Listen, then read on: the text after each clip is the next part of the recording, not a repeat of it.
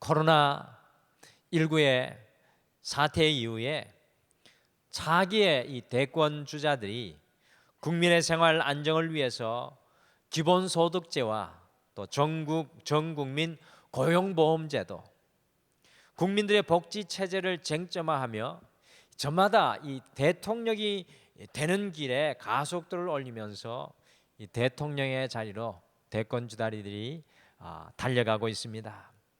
사울, 다윗, 솔로몬의 이스라엘 통일 왕국 이후에 남유다 또 북이스라엘의 각각 20명씩의 왕들이 시대를 이끌어 갔는데요. 말씀을 가만히 보면 어떤 사람이 한 나라의 왕이 되느냐에 따라서 한 나라의 운명이 결정되는 엄청난 일들이 일어나는 것을 우리는 성경을 통해 발견합니다. 그러므로 코로나19 이후에 이 나라를 이끌어갈 이 다음에 이 대통령을 위해서 우리 그리스도인들은 많은 기도를 지금부터 하여야 할 것입니다. 구약 성경 속에 세워지는 모든 왕들은요, 하나님께서 다 기름을 부어서 세우신 왕들이었습니다.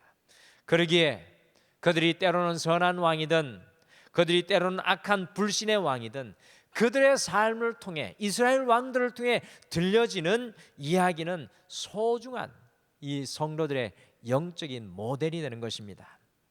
2020년 우리 등마루는 계속해서 이 수요일에는 이스라엘 왕들이 말한다라는 주제로 이스라엘의 왕들의 이야기를 오늘날의 우리말로 바꾸어서 함께 듣고 품고 살아가고 있습니다.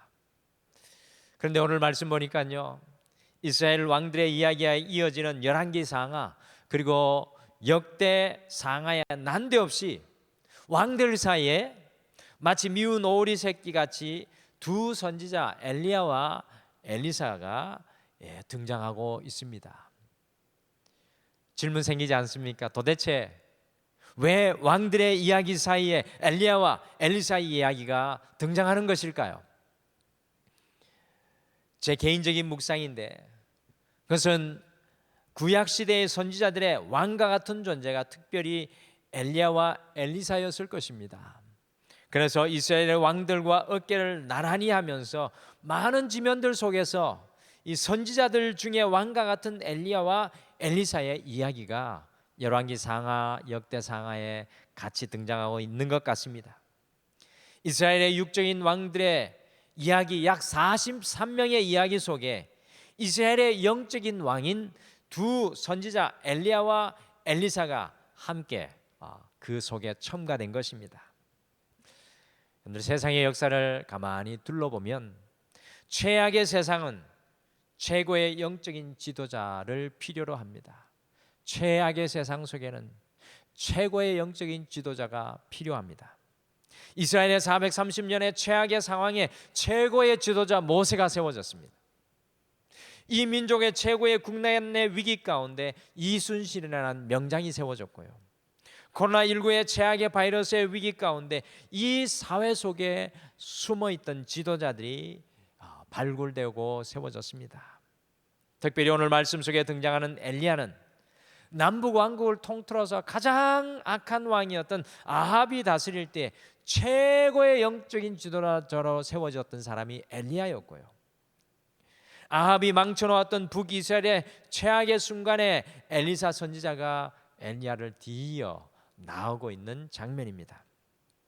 오늘 함께 읽으신 열왕기하 2장의 말씀은 최악의 순간에 등장하였던 최고의 영적인 리더 선지자들의 왕인 엘리야의 마지막 순간으로 그가 하나님의 회오리 바람으로 하늘에 성천하면서 아합 이후에 더욱 어두워져 가는 북이스라엘을 위해서 새로운 선지자들의 왕인 엘리사가 세워지는 장면입니다.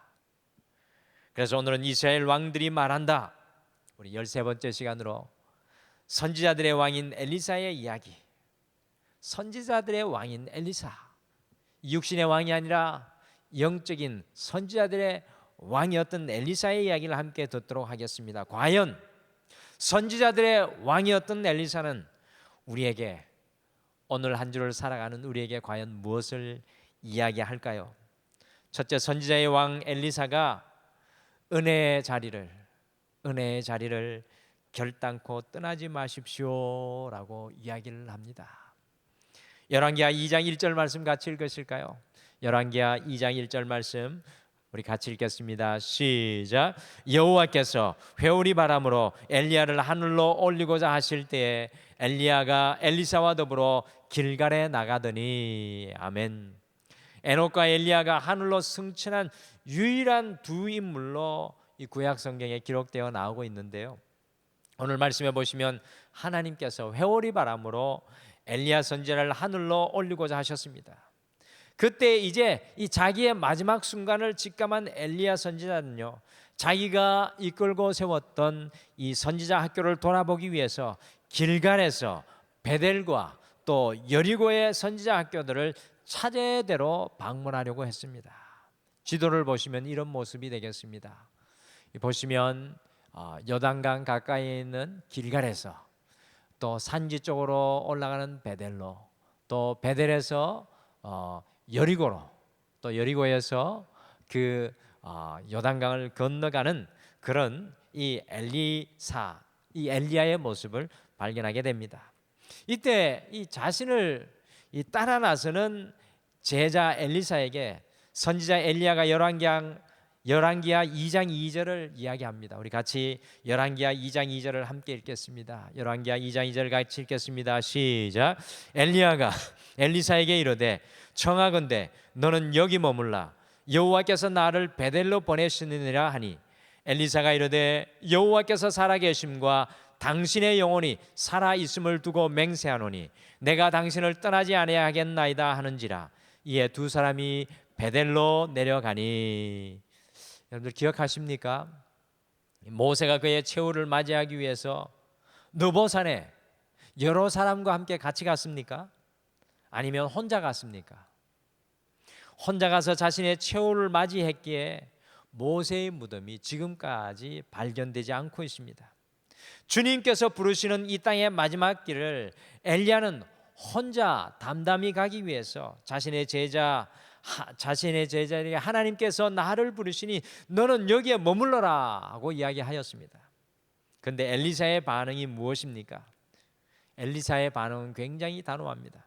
여호와의 살아계심과 선생님의 영혼이 살아있음을 두고 맹세하노니 내가 당신을 결단코 떠나지 아니하겠나이다 라고 오늘 엘리사가 이야기하였습니다.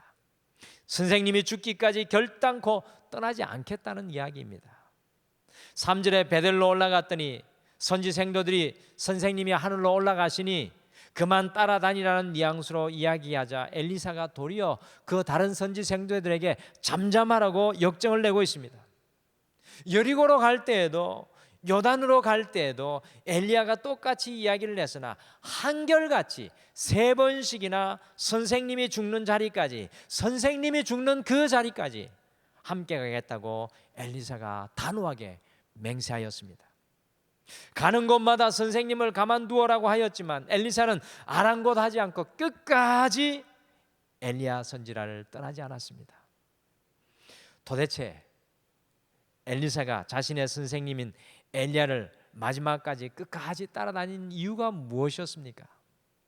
그 이유가 바로 14절에 나오고 있습니다. 14절 말씀 궁금하지 않습니까? 열왕기하 2장 14절 말씀 같이 함께 읽겠습니다. 14절 말씀 같이 읽겠습니다. 시작. 엘리야가 몸에서 떨어진 그의 겉옷을 가지고 물을 치며 이르되 엘리야의 하나님 여호와는 어디 계시니까 하고 그도 물을 치매 물이 이리저리로 갈라지고 엘리사가 걷느니라. 아멘. 여러분들 여기 보시면 엘리야의 하나님 여호와는 어디 계시니까 라고 엘리사 선지자가 승천하고 홀로 남았을 때 외치고 있습니다. 엘리사가 엘리야 선지자를 끝까지 따라간 것은요, 살아계신 하나님을 만나기 위해서였습니다. 엘리야 선지자가 성천한 그 자리에서 엘리사 선지자가 외치고 있습니다. 엘리야의 하나님 여호와는 어디에 계시나이까? 북이스라엘에, 아니 온 이스라엘에 가장 암흑기에 하나님의 한 줄기 빛을 비추었던 엘리야 선지자가 하나님께 들려 올려 가려고 할 때 엘리사 선지자가 엘리야를 끝까지 따라간 것은 단순히 선생님을 쫓아간 것이 아니라 엘리야 선지자와 함께 해 주셨던 그 하나님을 만나기 위해서였습니다. 하나님의 능력의 종이 이제 마지막 순간을 보내고 있었습니다. 그런데 엘리사 선지자가 얼마나 망망했겠습니까? 마치 버려진 북이스라엘, 깜깜하여 아무것도 볼 수 없었던 그때와 같은 그때 엘리사는 홀로 남겨진다는 것입니다. 그때 엘리사의 모습이 참으로 아름답습니다. 끝까지 하나님의 은혜가 임하는 곳, 하나님의 능력이 임하는 곳을 따라다닙니다. 엘리사 선지자는 지금 모든 것을 다 걸고 매달리고 있다는 것입니다. 3번이나 단호하게 엘리야를 따라가는 엘리사의 고백이 우리의 귀청을 울립니다. 다른 선지자들은 감히 따라 나서지 못하였지만 엘리사 선지자는 따라 나서고 있습니다. 저는 엘리사의 이 모습 속에서 야복강 강가에서 400명의 군사를 거느리고 오고 있는 형 에서를 두려움 가운데 기다리면서 하나님의 천사와 목숨 걸고 사투하는 야곱의 모습을 떠올리게 됩니다. 야곱이 자신을 죽이러 오는 에서의 칼날 앞에서 천사에게 무엇이라고 말하였습니까? 창세기 32장 26절에서 이렇게 야곱이 이야기하였습니다. 당신이 축복하지 아니하면 가게 하지 아니하겠나이다. 멀리 떨어져서 이야기하는 것이 아니라 마치 씨름을 하듯이 삿발을 붙잡고 당신이 축복하지 아니하면 가게 하지 아니하겠나이다. 하나님께서 함께하여 주시는 은혜와 능력이 없이는 결단코 이 은혜와 축복의 자리를 떠나지 않겠다는 야곱의 절규입니다. 사랑하는 성도 여러분, 코로나19의 어려운 시간을 보내고 있는 우리에게 엘리사의 이 모습을 우리에게 또한 원하시는 하나님의 마음이십니다. 코로나19로 우리의 경제적인 삶만 무너져 내리고 있는 것이 아니라 우리의 은혜의 자리들이 다 무너져 내리고 있습니다. 우리의 기도의 자리가 무너져 있고요, 우리의 헌신의 자리가 무너져 내려가고 있습니다. 우리의 교제의 자리가 무너지고 있고 우리의 예배의 자리가 무너져 내려가고 있습니다. 하나님의 은혜는 세상이 어두우면 어두울수록, 죄악의 자리가 깊으면 깊을수록 더욱 밝게 빛나게 되어 있는 것입니다. 지금이 은혜의 자리를 지켜내야 하는 때이며 지금이 최고의 은혜를 사모하여야 하는 때입니다. 코로나19의 어려운 시간을 보내는 우리에게 엘리사 선지자가 오늘 이 저녁에 우리에게 이야기합니다. 은혜의 자리를 결단코 떠나지 마십시오. 우리 한번 결단하는 마음으로 우리의 가슴에 손을 얹고 같이 고백하시죠. 하나님, 은혜의 자리를 결단코 떠나지 않겠습니다. 다시 한번 고백하시죠. 하나님, 은혜의 자리를 결단코 떠나지 않겠습니다. 아멘. 둘째, 선지자의 왕 엘리사가 영적인 장자가 되십시오라고 이야기합니다. 영적인 장자가 되십시오. 같이 열왕기하 2장 9절을 함께 읽으실까요? 2장 9절 말씀입니다. 같이 읽겠습니다. 시작. 건너매 엘리야가 엘리사에게 이르되 나를 내게서 데려감을 당하기 전에 내가 내게 어떻게 할지를 구하라. 엘리사가 이르되 당신의 성령이 하시는 역사가 갑절이나 내게 있어서 하는지라. 아멘. 있게 하소서 하는지라. 마치 거머리가 찰싹 달라붙어서 떨어지지 아니하고 자신을 붙잡고 있는 엘리사에게 승천의 순간 엘리야가 묻습니다. 정말 열왕기하 2장 모습은요, 엘리사가 엘리야에게 찰싹 달라붙어 있는 모습입니다. 그때 9절 말씀에서 묻습니다. 내가 무엇을 원하는지 구하라. 저는 엘리야 선지자의 이야기가 아닌 것으로 오늘 이 말씀을 읽습니다. 하나님이 엘리야 선지자를 통해 엘리사에게 하시는 말씀입니다. 내가 무엇을 원하는지 구하라. 그러니까 엘리사 선지자가 이야기합니다. 당신의 성령이 하시는 역사가 갑절이나 내게 있게 하소서. 여러분, 이 말씀이 자체로 아주 소중한 말씀이지만요, 흔히들 이 말씀을 보고 착각하시는 분이 있습니다. 엘리사가 욕심을 내어서 엘리야에게 구하고 있다라고 이야기합니다. 그러나 오늘 엘리사가 엘리야 선지자에게 엘리야에게 임하였던 성령의 갑절의 역사를 구하는 것은 바로 신명기 21장 17절의 배경을 가지고 있는 말씀으로 장자의 몫을, 이스라엘의 장자의 몫을 구하는 것입니다. 여러분들, 이스라엘 백성들의 전통에는요, 장자들에게 아버지가 다른 자녀들보다 갑절의 유산을 물려주게 되어 있습니다. 오늘 엘리사가 엘리야에게 갑절의 영감을 구하는 것은 욕심껏 구하는 것이라기보다는 영적인 장자가 되어서 엘리야를 이어가겠다는 신앙의 고백입니다. 선생님보다 더 잘 되겠다는 이야기가 아니라, 우리가 지향하는 것처럼 성공주의적인 지향이 아니라 영적인 장자가 되어서 이 어두운 북이스라엘을 이끄는 영적인 리더가 되게 하여 주소서라는 엘리야의 믿음의 소원이었습니다. 도상한 안창호 선생님이 우리나라 젊은이를 바라보면서 이렇게 말했습니다. 우리 중에 인물이 없는 것은 인물이 되려고 마음 먹고 힘쓰는 사람이 없는 까닭이다. 인물이 없다고 한탄하는 그 사람이 자신이 왜 인물된 공부를 하지 아니하는가. 도산 안창호 선생은 벌써 오래전에 영적인 장자가 필요하다는 이야기를 하였습니다. 사랑하는 성도 여러분, 우리의 삶의 주위를 둘러보십시오. 가정이 혼란하고 혼돈에 빠져 있습니다.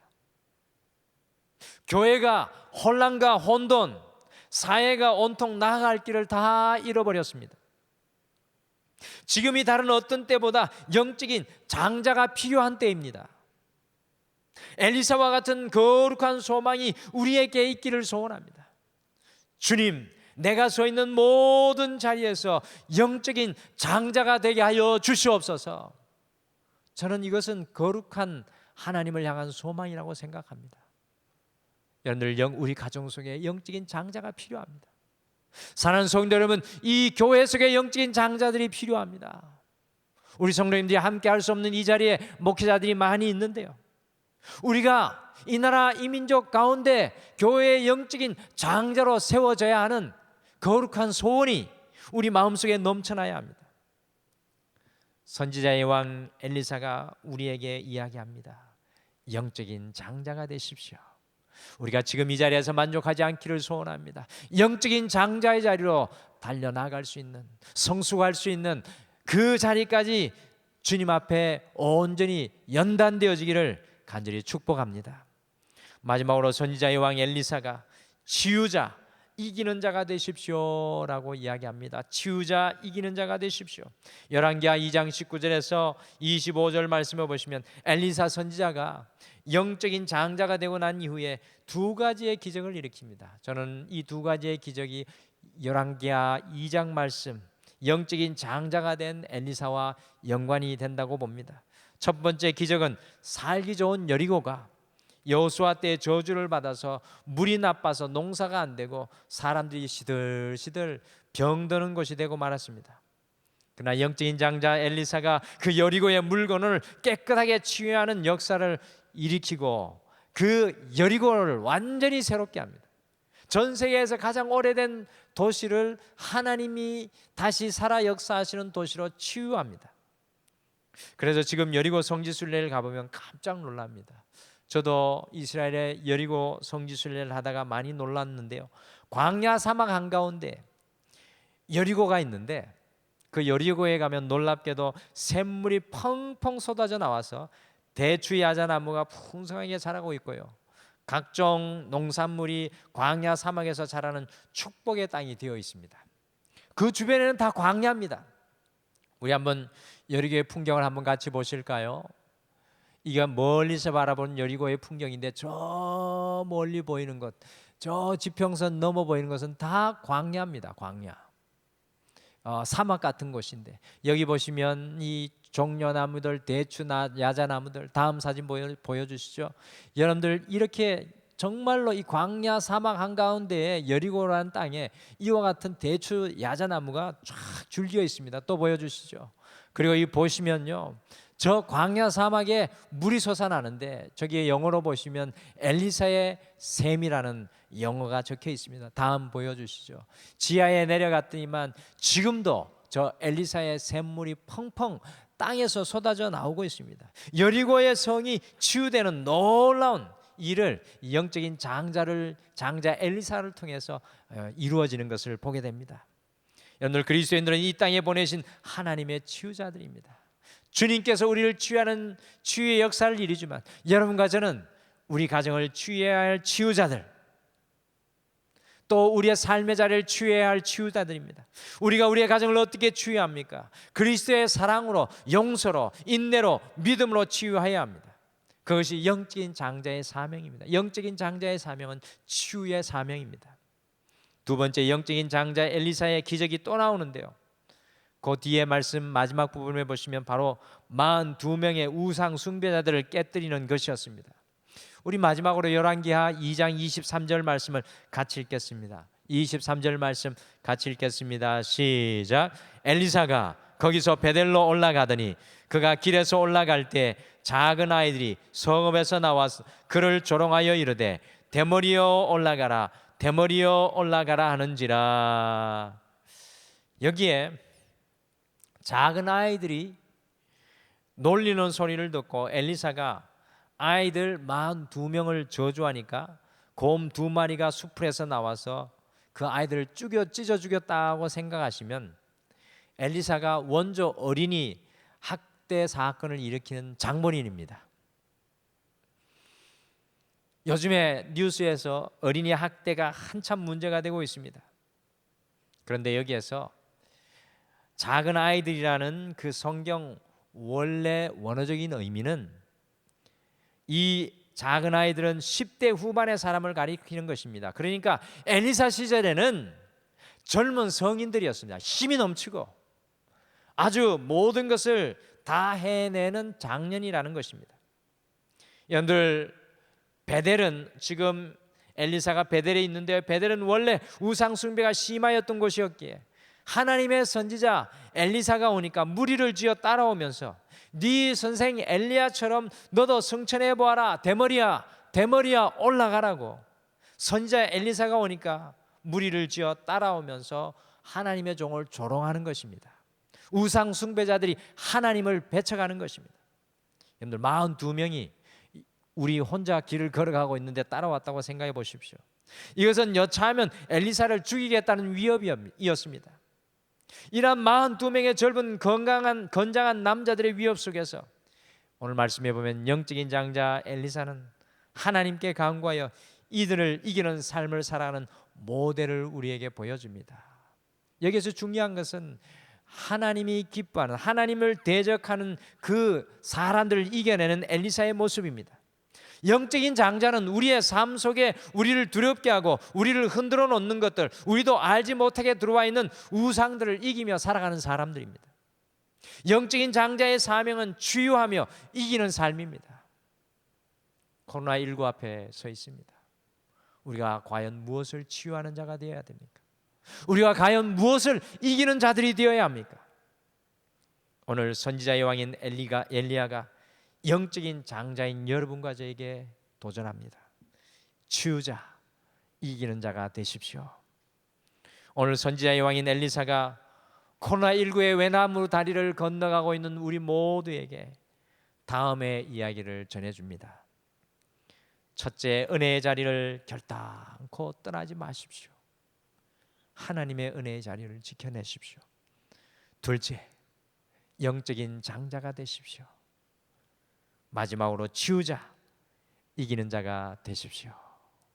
우리 시간 다 같이 오늘 말씀 같이 이 엘리사 선지자의 이야기를 같이 마음에 담고 우리 같이 찬양하면서 오늘 말씀 놓고 잠깐 기도하겠습니다.